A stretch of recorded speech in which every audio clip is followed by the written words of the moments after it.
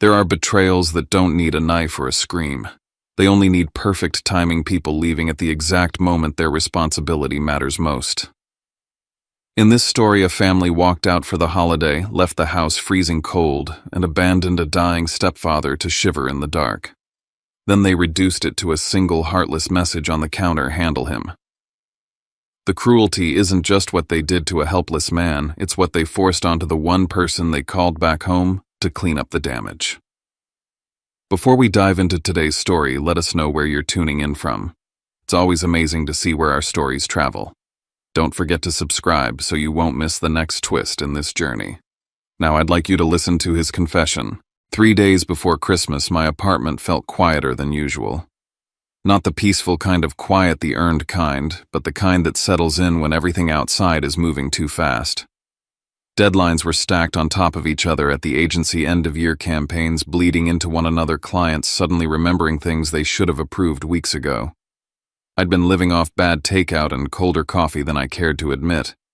A mug sat untouched on my desk, the surface film already broken, the heat long gone.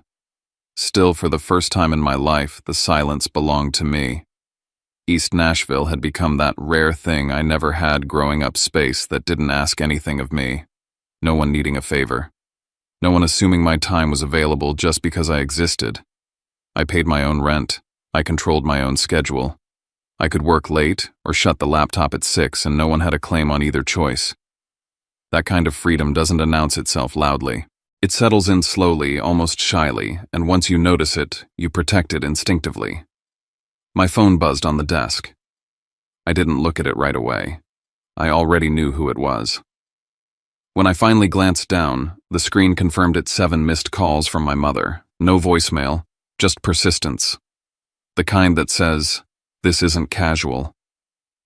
I leaned back in my chair and exhaled through my nose. This was the time of year she always resurfaced with urgency. Christmas had a way of turning unspoken expectations into obligations. I'd learned that pattern early. Every December, my independence seemed to reset in her mind like it expired with the calendar. I told myself I'd call her back after finishing one more paragraph, then another. Then the phone buzzed again, lighting up the room. I stared at it for a full 10 seconds before answering. "Are you avoiding me?" My mother Celeste said, her voice already carrying that familiar blend of sweetness and disappointment. "I've been working," I said. Which was true, just not the whole truth. "Well, I've been calling," she replied lightly. I was starting to worry. She didn't ask how I was. She never did when there was a reason for the call. "What's going on?" I asked. A brief pause. I could hear movement on her end dishes, maybe. Normal sounds meant to signal nothing was wrong. So she said, easing into it, "What are your plans for Christmas this year? Your birthday's right there too. We need to know what you're doing." There it was. The annual inventory of my availability. "I'm planning to come by on Christmas Day," I said carefully. "Like always. Drop off gifts, stay for a bit.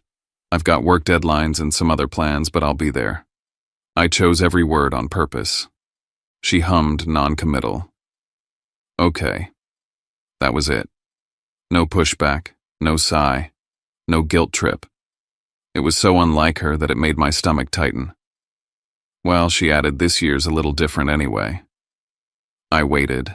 "We've got something special planned," she said. "Just make sure you come by Christmas morning, like you always do. Don't worry about anything else." She said it as if it were reassurance, but she didn't ask if I was free. Didn't ask if that timing worked. She said, "Make sure and not would you mind." When the call ended, I stared at the darkened screen in my hand. The quiet returned heavier than before. For most people, that kind of calm would have felt like relief. For me, it felt like preparation, because I knew my family. And silence from my mother was never the absence of expectation. It was the sound of a plan already in motion. That evening, Nashville looked like it was trying to convince everyone things were fine. The streets were lined with lights. Storefronts glowed warm through their windows. Couples hurried past carrying bags and wreaths wrapped in scarves and routines. Holiday music spilled out of cars, stopped at red lights.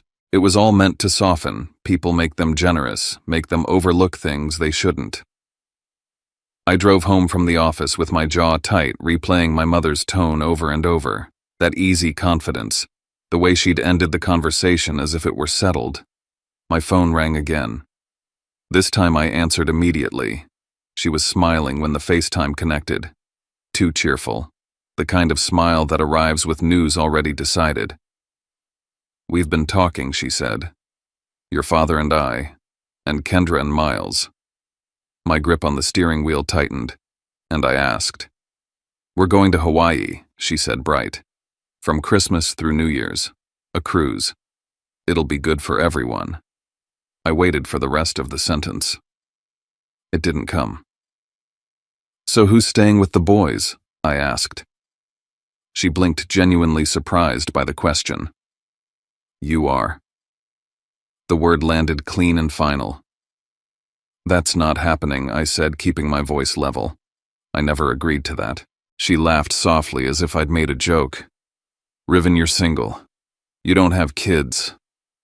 This will be good experience for you."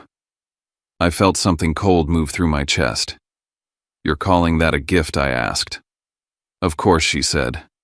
"Your birthday's right there. What better present than responsibility?" There it was, the reframing. Turning obligation into gratitude. Turning my personal life into an open schedule. "I have work," I said. "Deadlines, friends. A life that doesn't include being a full-time babysitter for a week." She waved a hand. "The tickets are already booked. They're non-refundable." I stared at the road, at the red brake lights stretching ahead of me. "So you planned all of this without asking me," I said. "And now you're telling me because you assume I'll say yes."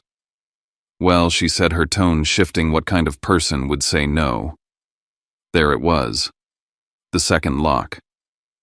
"This isn't about being a good person," I said.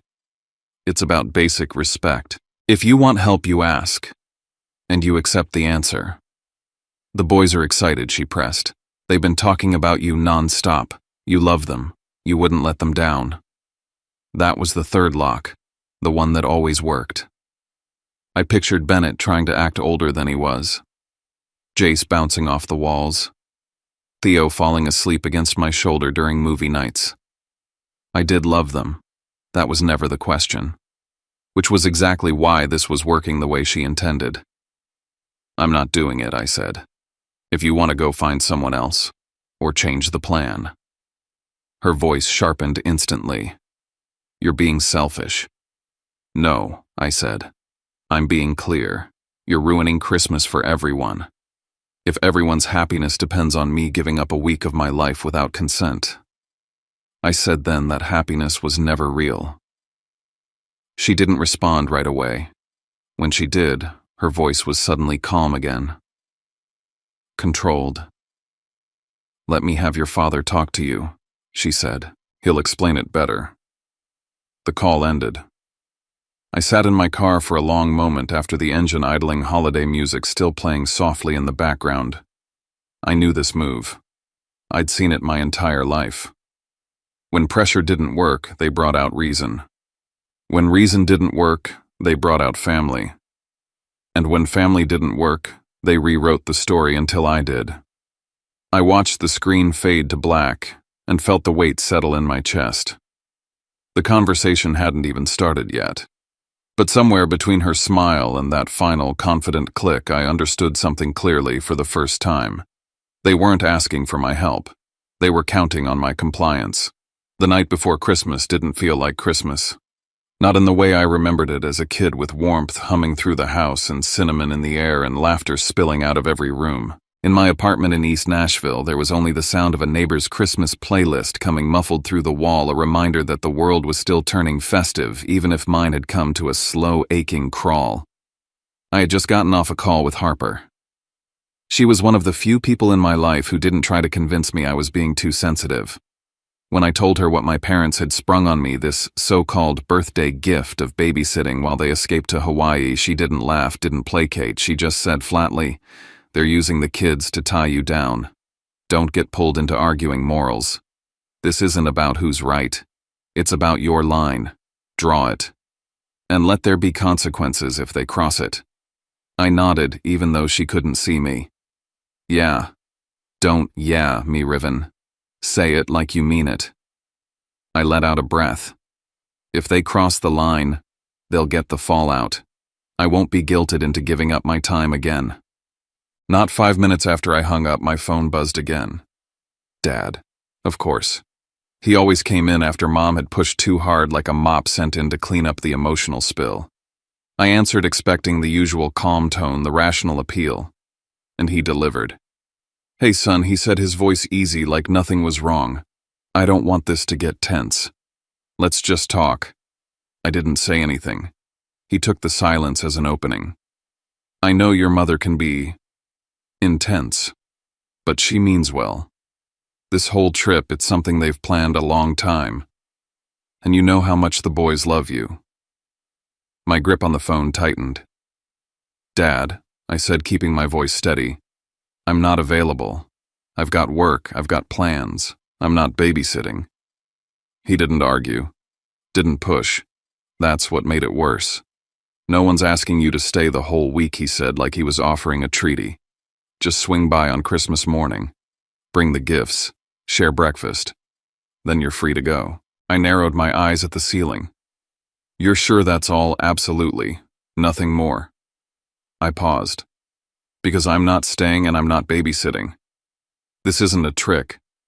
Of course not, he said, almost too fast. Just a short visit like old times. I hung up with a knot in my gut. It was too smooth, too agreeable. My dad rarely folded that easily, especially when Mom was on a mission. Still, I tried to believe it. I spent the next day wrapping gifts for the boys, maybe a little too lovingly for someone who was only planning a short visit. I picked out a fantasy graphic novel for Bennett, a sleek engineering kit for Jace, and a plush dinosaur pajama set for Theo, complete with matching slippers.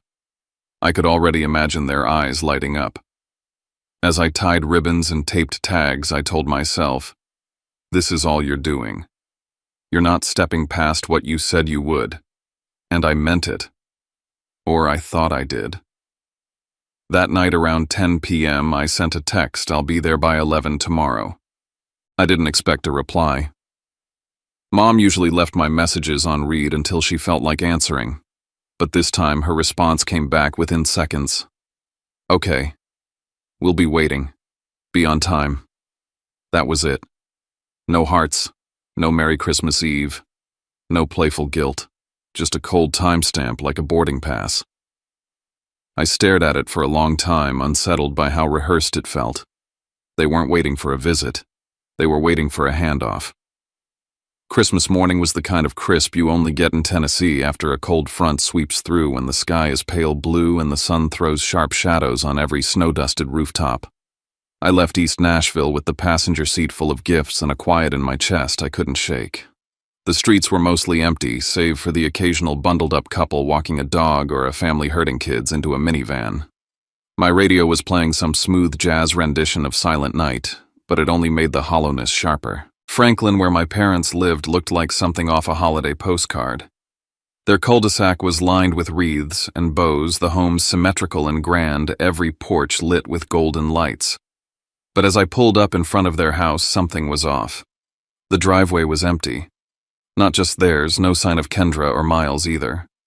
Normally their SUV would already be parked, and I'd hear chatter through the windows, the clatter of dishes, the heat of too many voices in one space. But the house stood still, too still. Lights were on. Garland hung perfectly across the porch railing. A candle flickered in the front window. It was staged, pristine, untouched. I climbed the steps and rang the doorbell. No answer. I reached for the knob. It turned easily. And when I stepped inside, I knew immediately something was wrong. The air inside was warm, scented faintly with cinnamon rolls, but there were no voices, no footsteps, no music. Just silence. Until I heard a thud, then little feet. Bennett appeared in the hallway, his eyes wide and bright. "Uncle Riven," he shouted before launching into a hug. Jace and Theo tumbled in behind him, talking over each other, grabbing at my hands and sleeves. "Merry Christmas." "Did you bring my gift? I made you a card." I blinked, still holding my coat. "Where's your mom and dad? Where's everyone?" Bennett looked up at me with an odd mixture of excitement and certainty. They went on a trip, he said. Grandma said you're staying with us. My heart dropped. The living room was lit up, tree-sparkling stockings hung. But there was no noise except the boys' delighted squeals. The kitchen table had half-eaten cinnamon rolls, orange juice still sweating in cups. Like someone had eaten and left quickly just after setting the stage. Hang on, I said, trying to sound calm. Why don't we open some gifts, yeah? Let's sit by the tree. They cheered, diving toward the presents. As they tore through wrapping paper, I scanned the room. That's when I saw an envelope on the coffee table propped up where I couldn't miss it. My name was on the front. Inside a note written in my mother's looping cursive. We flew out on the 9 a.m. flight. Breakfast is done, lunch is in the fridge. There's a full meal plan for the week taped to the side of the fridge. Emergency contacts are listed. Theo takes his allergy meds after dinner. Bedtime is 8:30 for Bennett and Jace, 7 o'clock for Theo. Love you, Mom. My stomach turned. This wasn't improvisation. This was planned. I walked to the kitchen. Sure enough, the fridge had notes pinned to it. Color-coded lists, a day-by-day breakdown, even a medical sheet with Theo's doctor's number. I wasn't being asked. I'd been replaced. I stepped back into the hallway and dialed Mom's number. It rang 4 times before she picked up. Hi, sweetie, she said, not breathless or apologetic. Just casual. Everything okay? The boys got their gifts. My voice cracked. You left them here. Well, of course, she said gently. You said you were coming. We knew we could count on you. There was no room for shock. She was too calm, too pleased. This wasn't a misunderstanding. It was a handoff. And I was the idiot who walked right into it. I gripped the phone so tightly my knuckles turned white. I walked deeper into the kitchen, shut the door softly behind me, and kept my voice low so the boys wouldn't hear. Where are you? I asked. There was a pause, then a breeze through the line rustling like palms, followed by laughter in the background. Then my mother's voice, light as ever. Hawaii. I said nothing. She laughed softly, like it was all a surprise. Your father and I needed a little break, and we thought what better gift for your birthday than a meaningful experience. You've always been so great with the boys. Now you get to bond with them. Think of it as childcare with a view from the moral high ground. My stomach dropped. You think this is a gift? You're always talking about boundaries and family riven. Well, now you have a chance to step up. Show the boys what that really looks like. You didn't even ask me. You would have said no, she said lightly. You've been so distant, closed off lately. No, I said flatly. I've been clear. I could hear the ocean. I could almost see them there. Drinks in hand, guiltless, as if this were normal. I'll ask you again, I said. Who is the legal guardian currently present in this house with 3 minors? You're there. I closed my eyes. I'm here for breakfast, like we agreed. I never consented to stay. You left the country. Oh, come on. You love them. You'd never leave them. You're too responsible. And there it was. The card they always played. Not duty, not trust, but guilt, sugar-coated with love. Manipulation dressed up like flattery. I won't abandon them, I said quietly. But I won't carry your responsibility either. If you and Dad don't return by tonight, I'm reporting this. I will not play pretend for you. She was quiet for a second. Then her voice dropped into something more composed. I knew you'd say that, she said. You're still a good man. Even after everything. That last line sounded almost smug. They had banked on my predictability, on my unwillingness to cause a scene. They counted on my heart to keep me stuck. But not this time. I walked out of the kitchen. The boys were tearing into their toys. Bennett was carefully peeling the tape off a box. Theo had one foot stuck in the leg of his new pajamas. Jace was already assembling the tech set like it was a national mission. I sat on the couch, pulled out my phone, and dialed. The 911 operator answered. I gave my name, the address, and a simple summary. I arrived this morning for a family holiday visit. No adults were here, only 3 minors. I found a handwritten note stating my parents were in Hawaii. They never asked or received consent for me to stay. The operator kept her voice calm, but I could hear the pen scratching. They've left the children unsupervised, she asked. Yes.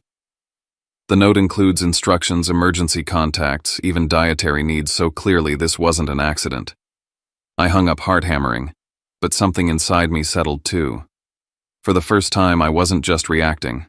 I was doing something that couldn't be spun or softened. I returned to the living room where the boys were now play fighting over wrapping paper. I smiled and crouched beside them. Hey guys. Someone's coming over soon to check that everything's okay. They just want to make sure you're safe. Theo climbed into my lap without hesitation. Are we in trouble? No, buddy, I said. Not at all. 15 minutes later, I saw the squad car pull up. One officer stepped out, then another. Across the street, blinds twitched in the neighbor's window. Suburbia noticed everything, especially when uniforms showed up at a house like this. I met the officers at the door and explained again. I showed the note, the texts, and let them into the house. They nodded along, asked for names and relationships. So you're their uncle, one asked. Did you agree to supervise them? I agreed to come for breakfast, I said.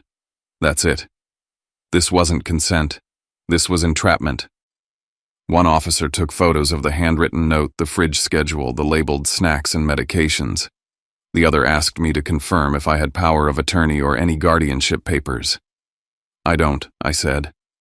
Nothing official, and none was requested. They called my parents. And that's when the tone shifted. I could hear the voices crackling through the speaker. My mother sounded thrown, like she couldn't quite believe the police were real, like she'd expected I'd fold quietly. Then my father got on the line and his voice came through sharp and clipped. He's overreacting, he said. This is a family matter, the officer replied calmly. It became more than that the moment children were left alone without a designated guardian. My father said something under his breath. The line went dead. I looked out the window again. The sky was clear. Still, but I could feel it. The real storm hadn't even begun. The living room felt like a courtroom. Not officially, of course, but that's what it was. Officers jotting notes, the fridge evidence bagged, the boys restless shifting between innocence and unease. Theo had started sucking his thumb eyes glassy. Jace was full of restless energy, poking at things, building and knocking over. Bennett sat on the floor cross-legged, staring into Space Jaw, set like he was trying not to cry. I got up and moved through the motions. Warm water for Theo, goldfish crackers for Jace. I asked Bennett to help Theo get his new hoodie on. Small actions, soft structure, something to hang on to. The officer in charge asked me to open the fridge again. I pulled open the door, and what I saw made my stomach lurch. Not just labeled meals, but a full itinerary for each kid. Bennett, 30 minutes iPad Max. No screens after 7:30. Theo, reminder, has mild allergy to strawberries. Jace, meds in drawer, 2 left side under vitamins. And then a sticky note, Riven knows all this. Not a question, not a suggestion, a declaration. They were framing this like I'd known all along. My heart started pounding again. I wasn't just being used, I was being written into the story, cast in a role I didn't audition for. Just then, my phone lit up again. Dad. I stepped away, answered. What the hell are you doing? He hissed. You called the cops on your own family. What's wrong with you? I didn't call the cops on my family. I reported child abandonment. You're making a scene. You're embarrassing us. I'm protecting them. You're blowing this out of proportion. You lied. You left the country. You tricked me into being here. Silence. Then, this is insane. No, I said. It's finally sane. I hung up before he could say more. I returned to the officer's hands, steady. Any update, I asked. The officer nodded. We've contacted the parents. At this stage, we're determining if an emergency order needs to be filed or if the guardians can return promptly. He looked at me carefully. Would you be willing to remain on site until a solution is arranged? Yes, I said. But I'm not assuming legal responsibility for them. He nodded. We'll record that. Everything slowed, measured, mechanical, until I found myself standing by the Christmas tree watching the lights blink on and off in a soft, oblivious rhythm. The gifts were half unwrapped. Bits of paper still clung to ribbon. 3 little boys sat in a room that should have been filled with joy, not suspicion. I took a breath. They counted on my guilt, my softness, my need to keep everyone okay, and I wasn't letting that control me anymore. I turned to the officer again. I'll stay, I said. I'll keep them safe, but I'm not cleaning up after this. Outside, I heard the rumble of tires on the driveway. The officers exchanged a look. Looks like they're coming back. I walked to the window. The neighbors were still watching. And as the front door creaked open, I braced for the next chapter, not a reunion, not forgiveness, but a reckoning. By the time I pulled out of their cul-de-sac, the sky had already darkened into that heavy, silent gray that presses down on you before a storm. It wasn't raining yet, but something inside me already felt soaked. The kids were safe now, I told myself. The police had taken my statement. I'd given them every piece of evidence down to the damn note my sister left in Sharpie on the fridge. But there was no victory in it. Only this strange, raw emptiness. My hands were shaking on the wheel all the way back to East Nashville. I got home to my apartment and collapsed on the couch without turning the lights on. My phone buzzed every few minutes, texts, calls, probably my mom, maybe Kendra, or even Miles trying to control the narrative now that it had slipped out of their hands. I didn't answer. I couldn't. I lay there staring at the ceiling, reminding myself that I hadn't done anything wrong. And yet all I felt was guilt's shadow curling itself around my chest. They came back the same night. The police had called them directly, and with enough heat on them now, they couldn't afford to stay in paradise. When I saw them show up at the house later in the evening, caught in a neighbor's photo that ended up in a group text, I felt the knot in my chest twist harder, not because they were back, but because I knew exactly what was coming. They didn't come back to make it right. They came back to spin it. Outside the house, in front of the patrol car still parked by the curb, my father spoke with practiced ease, arms folded like he had nothing to hide.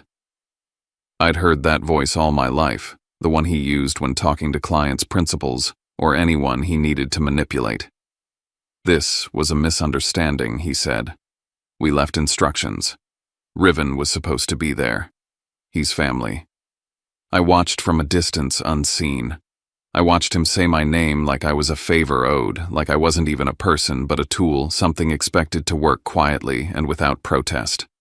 And then Kendra chimed in. Riven doesn't have a family of his own. He's always great with the kids. He was the obvious choice. That did it. I stepped forward not to start a fight but to end one. I kept my voice level and made sure the officer could hear every word. I was never asked, I said. I was never told you were leaving town. I came by to drop off gifts and was ambushed. I never agreed to babysit your kids for a week. They didn't look at me then, not directly. But I saw the flicker in my father's jaw, the way my mother's smile froze at the edges. They hadn't expected me to speak, not in front of authority. When the police left, I knew exactly what would happen. With the heat off and the official warning given, they'd turn on me. And they did the moment the squad car disappeared. You humiliated this family, my father snapped, voice sharp with restrained fury. In front of the whole damn neighborhood, you made a scene. You ruined Christmas, my mom added, her voice catching like she was the victim. Do you know what Bennett asked when we got back? He asked why Uncle Riven hated him. You blew this up because you're petty, Miles said. Because you can't let things go. They thought if they surrounded me with shame I'd fold. I didn't. The moment you left those kids alone, you destroyed Christmas, I said evenly. I didn't ruin anything. I protected them. And before they could weaponize the guilt any further, I turned and walked out the back door. I'd parked at the end of the block on purpose so I wouldn't have to face them again on the porch, wouldn't have to see the kids watching through the window. I didn't say goodbye to the adults. I did kneel down briefly to hug Theo and squeeze Bennett's shoulder. I told Jace he'd do great at his spelling bee. I left fast so I wouldn't cry. That night my phone kept buzzing again, but this time with Facebook notifications. My mother had posted. It was vague as I knew it would be. A long post about disappointments, people who forget the meaning of family, and a generation so wrapped up in individualism that they forget their responsibilities. No names. But enough breadcrumbs to let everyone guess who she meant. The comments came in like flies to a carcass. So sad, especially around the holidays. Family is everything. Shame to see someone turn their back on their own blood. I took screenshots of everything. This wasn't just deflection, it was a calculated smear campaign. They couldn't control what happened with the police, but they could try to control public opinion. And they were good at it. I called Harper. She didn't even say hello, just answered with a quiet, "You okay?" "I'm fine," I lied. "No, you're not," she said. "But you will be. Listen, if you don't speak up, they win by default." I didn't want to. I was tired. I was drained. But she was right. So I wrote a post of my own. I didn't name names either, but I laid out the facts calmly, clearly, like someone finally drawing the boundaries of their own name. I said I was invited over for Christmas morning. I said I walked into a house with 3 minor children and no adults present. I said I later received a call from Hawaii where I was informed that my gift as a single man was a week of unpaid, unplanned babysitting. I said I called the police not out of spite, but because those kids deserved a legal guardian and I wasn't one. And then I ended it simply: I didn't abandon children. I refused to be abandoned for them. I posted it. And for the first time that week, I put my phone down and let the silence be mine. The response was more than I expected. It wasn't just friends, it was people I hadn't spoken to in years, people sharing the post because they'd seen their own stories in mine. People who'd been manipulated, guilt-tripped, used by family. People who were finally saying me too. By the next morning, the tides were turning. That's when my mom posted a follow-up, short, apologetic in tone laced with words like miscommunication and grateful for the reminder of boundaries. I didn't believe it for a second. A few minutes later, I got a message from my grandmother. "They're not sorry, Riven," she wrote. "They're scared." That was when it really hit me. They weren't backing down. They were regrouping. And if I thought this was the end, I was wrong. The email came on a Tuesday. I was sitting at my kitchen table sipping cold coffee and trying to get through work emails when I saw the subject line regarding recent events. It was from my father. I stared at it for a long time before opening it. I already knew it wouldn't be an apology. I was right. He started by acknowledging the incident as he called it. He said they'd apologized publicly and that it should be more than sufficient to close the matter. He went on to say that I had overreacted and damaged family ties in a moment of emotional immaturity. The final paragraph was the real dagger. "Until you're ready to own your part in this, we believe it's best that you refrain from attending family gatherings going forward. We hope time will bring perspective." I didn't reply. Instead, I forwarded the email to my grandmother and called her immediately. She answered on the second ring. "Riven, I want to read you something I said, and then I did word for word." When I finished, she was quiet for a long moment. Then she said, "That's not a boundary. That's punishment." "I know. It's control disguised as consequence," she added. "They're trying to isolate you." Again. She was quiet again. Then, "Riven, it may be time to talk to someone legally." I didn't want to go that far. But when I scrolled through Facebook later that night and saw new posts, this time from Kendra, casting vague insults about family members who crave attention and people who distort stories to go viral, I realized my grandmother was right.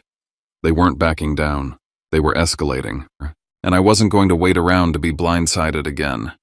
I started saving everything, every screenshot, every message, every comment from extended family calling me ungrateful, unstable, dramatic. I didn't respond. I just built the archive. Then I made an appointment. Tessa Lang was sharp, precise, and didn't flinch when I showed her what I'd collected. She nodded through my timeline, asked clear questions, and then laid out the options. "We can start with a formal cease and desist," she said. "It tells them we're watching and it gives them a chance to stop. If they don't, we escalate to defamation and harassment filings. And the kids, I asked quietly. That's trickier, she said. But as long as you're not being legally prevented from contact, you can choose how to navigate that separately carefully. I left her office with a folder in my hand and a weight lifted off my shoulders, not because anything was solved, but because for the first time I felt like I wasn't fighting in the dark. The next day, Tessa sent the letter. No more passive posts. No more guilt-tripping voicemails. No more manipulations passed off as love. From now on, if they wanted to talk to me, they'd have to go through my lawyer. I knew what it meant. I might be closing a door that would never open again. I might be losing the illusion of family for good, but I also knew what I was gaining. My voice, my peace, my self-respect. I didn't post about the letter, I didn't announce it. I just turned off my phone, made myself dinner, and let the quiet be mine again. And for the first time in years, Christmas didn't feel like a trap. It felt like a choice. And I had finally made mine. Some stories don't offer a clean resolution, only a quiet moment when the weight finally lifts. And maybe that's enough. What we just heard wasn't just about a holiday gone wrong or a family crossing a line. It was about the courage it takes to name something for what it really is, even when everyone else would rather you keep pretending. We don't always get to choose the families we're born into, but we can choose what kind of person we become in response. And sometimes the kindest thing we can do for ourselves for the next generation is to end a cycle. Not with anger, but with clarity. Not with revenge, but with boundaries. That takes strength, and it takes time. If somewhere in this story you saw a piece of yourself, and you're still holding it quietly, that's okay. When you're ready, feel free to leave a few words in the comments. We read everyone. And if this kind of space helps you breathe a little deeper, you're always welcome to join us again. Just hit subscribe and stay close. Thanks for being with us today. We'll see you in the next story.